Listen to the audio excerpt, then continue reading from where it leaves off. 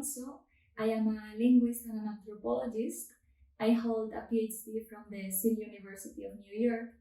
I'm from Spain, but for the last 6 years, I've lived in Brooklyn. So I first connected with Los Sures, the organization, because I started doing field work in the neighborhood for my dissertation, which was about the Latino community in Williamsburg. So that's how I met the organization, and I started volunteering them.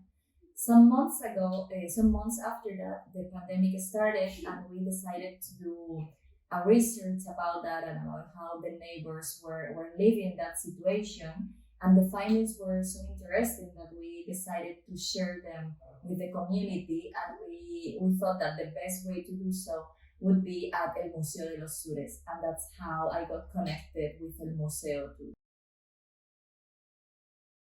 Unfortunately, I couldn't contribute to this exhibition as much as I wanted, because at that time I was finishing writing my dissertation, so I hope I could have contributed more.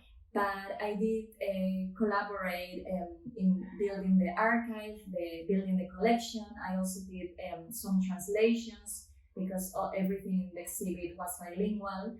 And I also helped with printing some materials, and also some days in which they were actually like placing the stuff around El Museo. I also collaborated with that part.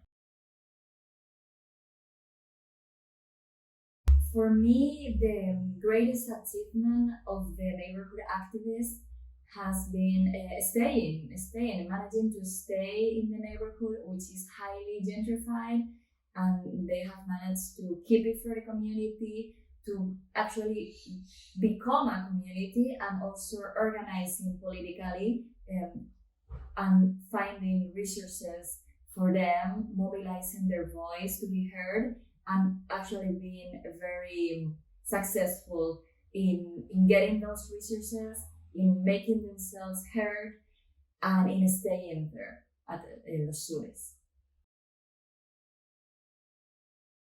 So my doctoral dissertation is about the Latino community in Los Sures.